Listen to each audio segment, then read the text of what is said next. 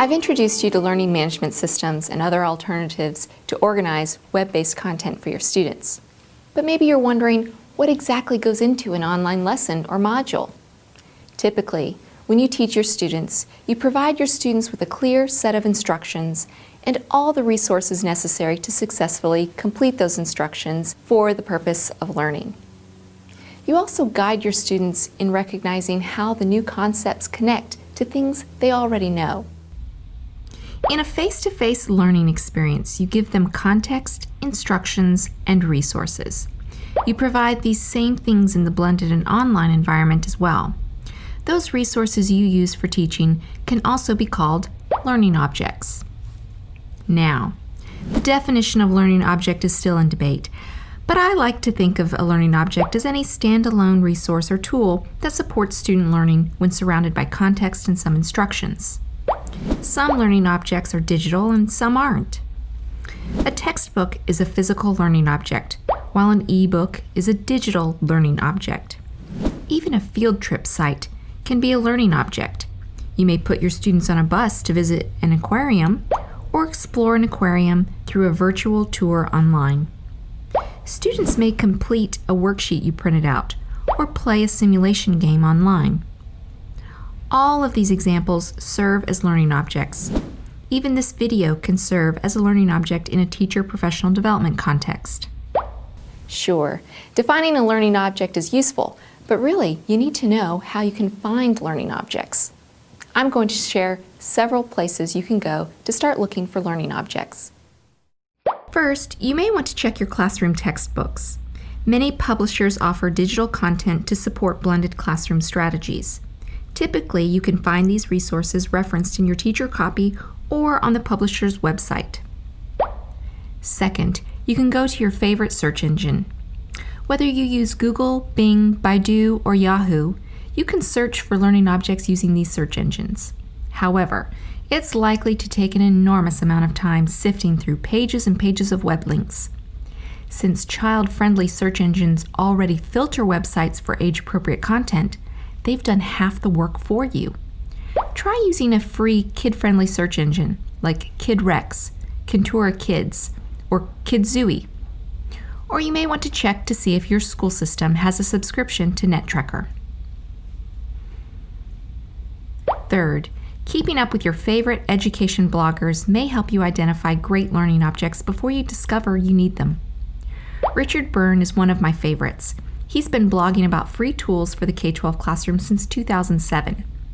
You can visit his website at freetech4teachers.com and search it for your subject area. Another great blogger is Vicki Davis. Vicki is known in the blogosphere as Cool Cat Teacher. She's been blogging about educational technology since 2005.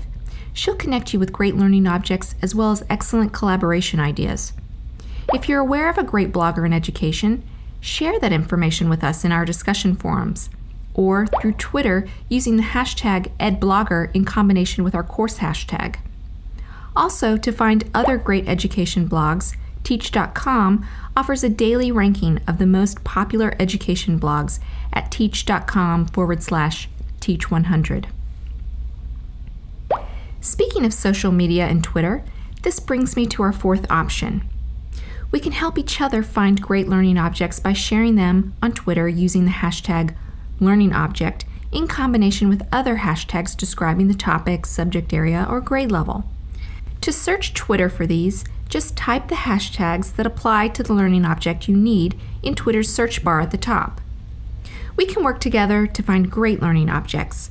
To learn about other great hashtags you can use for education, read Terry Hike's suggestions on her Teach Thought blog, which is linked in our course materials. Now let's move on. Fifth, you may want to try a curating service like Scoop.it or MentorMob.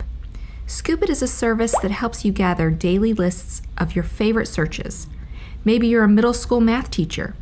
Use Scoop.it to curate a daily report of resources, news, and websites using several search criteria, like math education, middle school, fractions, pre-algebra, or more. As new websites that fit your favorite searches pop up, Scoop.it will let you know.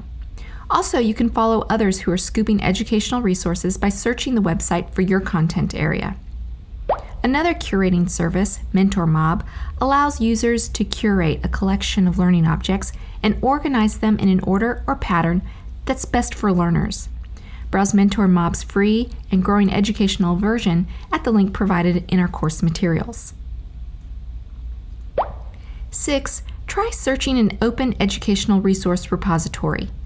These websites organize learning objects according to keywords and often educational level. The Orange Grove and Merlot both have great reputations for keeping high-quality collections. 7th, many teachers have already been pinning favorite educational resources on Pinterest. While this is very effective, the variety of social curating that takes place on Pinterest can be very distracting for some, like me. I've started curating my favorite learning objects on EduClipper, where educational resources are the focus and you can connect with other educators across the globe or in your district, building, grade level, or content area. Lastly, if you're still having trouble finding learning objects that fit your lesson or module, consider making your own. Web 2.0 tools give you incredible freedom to create resources that fit your classroom needs. Great Web 2.0 tools include Google Docs, Animoto, Prezi, Poplet, or ToonDo. Really, the free Web 2.0 options are endless and always changing. Finding high-quality learning objects isn't something that you should typically wait to do until the night before your lesson. The process can be social, interactive, and ongoing when you employ many or all of the strategies I've suggested here. Good luck and happy hunting!